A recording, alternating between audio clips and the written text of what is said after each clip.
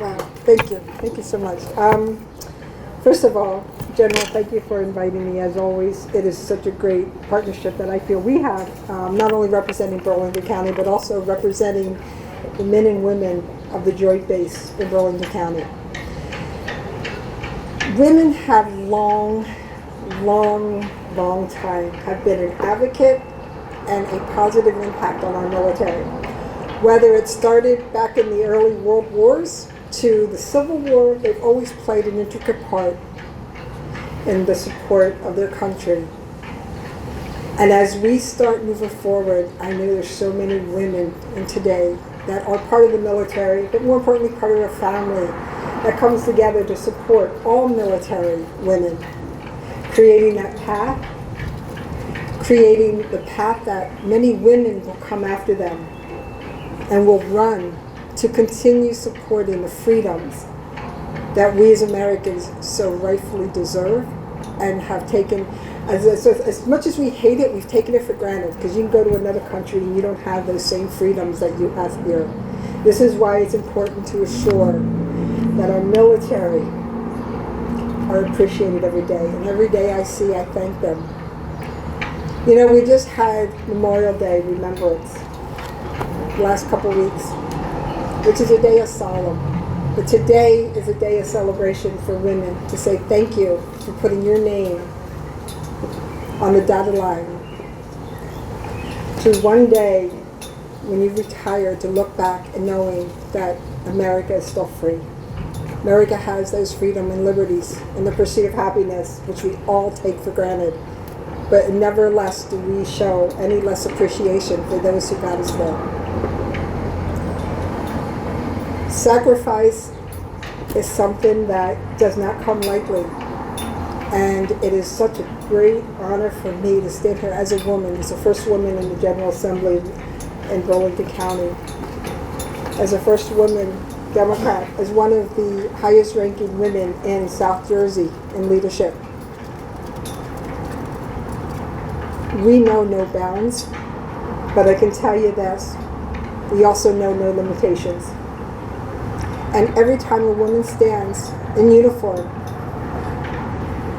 out of uniform, or they retire, they're always dedicated to making sure other women are able to follow behind them. And hopefully one day run way past them. With that, it is such an honor and a privilege to stand here before each and every one of you.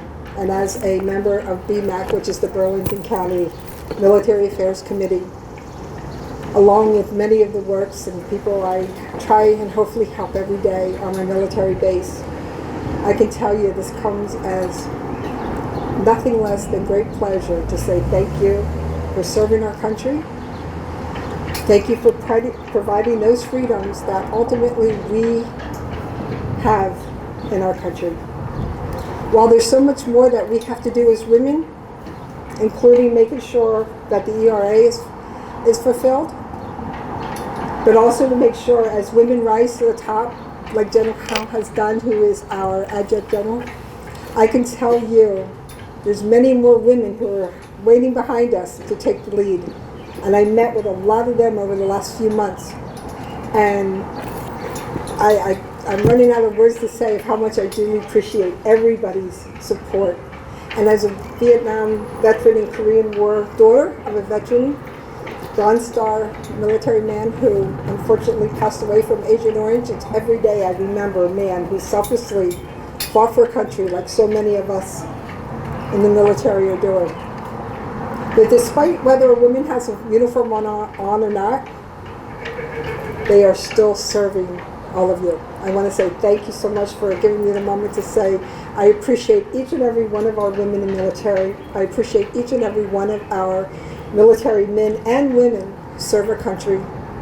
God bless each of you. God bless the United States, and God bless New Jersey. Thank you.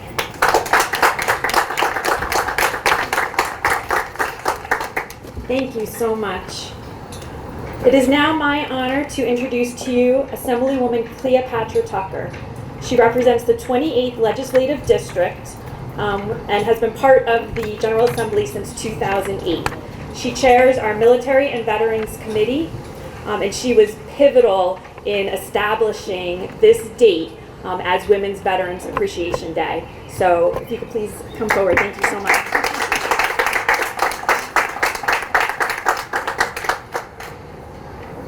Good evening. I'd just like to ask Diane, could she please come up here, please? Because she's also a member of the Military and Veterans Affairs Committee. And without her being on that committee, we're the only two women on the Military and Veterans Committee. So she's my right hand in the committee, and I'd just like to thank her for being here. You know, when we first started out, I've been in the Military Affairs Committee for the last 15 years. I didn't know when I became a member of that committee. I just wrote it down on the paper when they said pick committees. And I says, well, I like veterans, I like children, and so I just checked off a thing. So I was appointed to the Military and Veterans Committee and Human Service. And those was the two of my most things that I had picked out, because I love doing stuff for people and children and families. But the Military and Veterans Committee for me was a learning experience, because I really didn't know too much about the military and veterans, only that my husband was a veteran. We got our house with a VA loan, and he went to school with, you know, so that's all I knew. But I knew that the veterans was always kept up with the different services and what they were doing. You know, you hear stuff on the news, and I was just saying, oh my God, you know, things like this happen. But when I got to be in the committee and found out all the different aspects of the military, I was astonished that the women in the military was being mistreated. Absolutely. So it was my thing that we had to work together to make sure that we passed bills that concentrated not only on men, but as women as well. So we started talking about different issues. We've had the women veterans come to our committee several times to speak on different issues. And it was my pleasure and Diane's pleasure to work on the Veterans Women's Appreciation Day. And without her vote, well, first of all, I have to tell you, one of the most important things about the Military and Veterans Committee, we are nonpartisan. Because nobody asked you when you signed up, was you a Democrat or a Republican? You was just a person and somebody that wanted to serve their country. So we in the Military and Veterans Affairs Committee honor that, and we do everything we can to inspire, to work, to make the state of New Jersey a better state for the women and men in the military, and especially the women.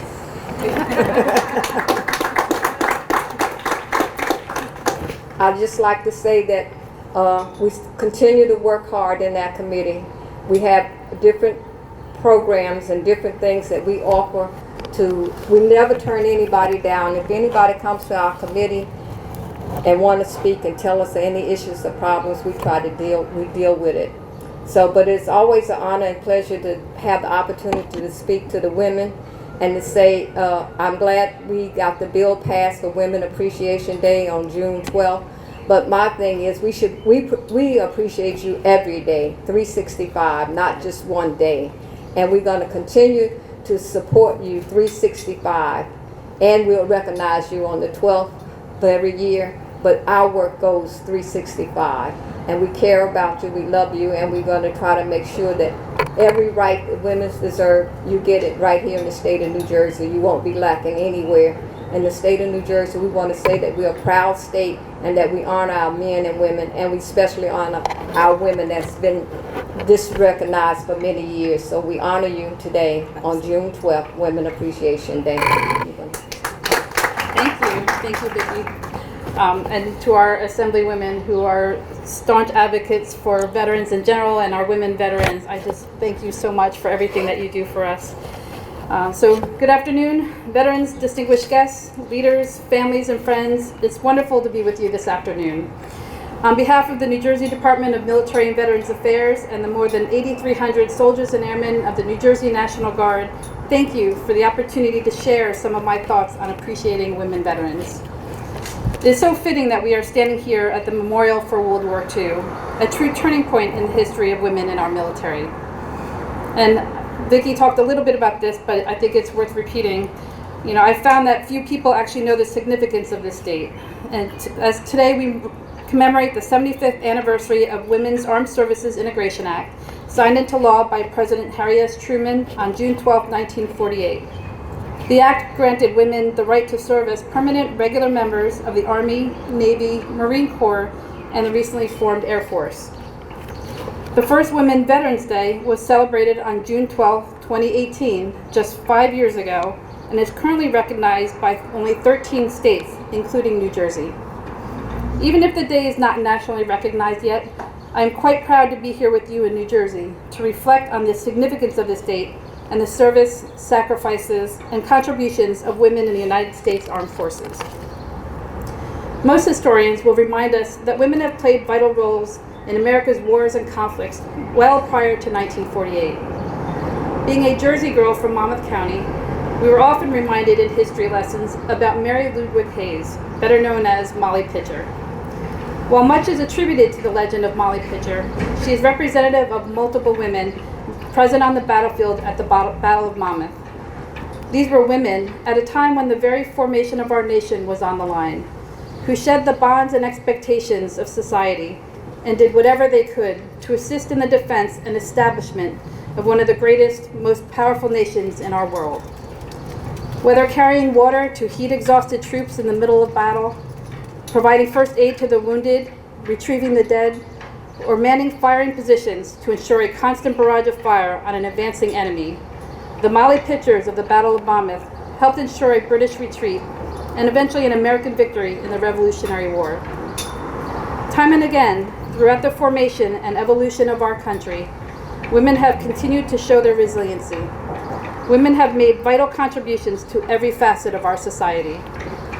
And if we think about the Molly Pitchers of the Battle of Monmouth, I think they would be most proud to see that we continue to push the boundaries and raise our own bar for what we will accept. As women, we are only limited by our vision and how hard we are willing to work and remain resilient to attain what we deserve. I'm reminded of a quote by Maureen Dowd, who said, "The minute you settle for less than you deserve, you get less than you settled for." In the Civil War, more than 400 women fought bravely in the Union and Confederate armies. During World War I, approximately 35,000 women served as nurses and support staff, including Hello Girls, which was a colloquial name for the American female switchboard operators. During World War II, estimates reach as high as 350,000 women who played key roles in securing victory in World War II and ensuring the safety of our nation. So one might ask, if women were allowed fully into the military in 1948, why do we still have this separate day? Why don't all veterans serve? Don't all veterans serve? They do, but in the 75 years since 1948, women overcame barrier after barrier to serve our country in different capacities in the military. In 1948, women were acknowledged as essential to the war efforts, yet a quota limited women to only 2% of each branch, and individuals could be automatically discharged if they became pregnant. The conflicts in Korea and Vietnam soon opened doors wider for women to volunteer to serve, and they soon took on new roles in the military, including engineering and air traffic control. By 1967, women could attain the ranks of general or admiral. Job after job, rank after rank, women started proving themselves in different roles throughout all branches of the military. Pay benefits for the same ranks and roles are now equal regardless of gender, and both maternity leave benefits and paternity, for that matter, have expanded significantly in the last several years. These conditions did not just happen. Women and men had to fight for these opportunities and benefits. Many did not receive the benefits for which they made their sacrifices, for which they endured additional discrimination. They worked for the benefit of future generations. How many doors did they open? At personal cost and personal risk, they stood up for what was right repeatedly. I hope more women veterans will share their stories. Not all women veterans, I dare say most, wear a black hat with pins and patches, identifying them as a veteran. But if you know a woman veteran or meet one, please take a minute to say thank you.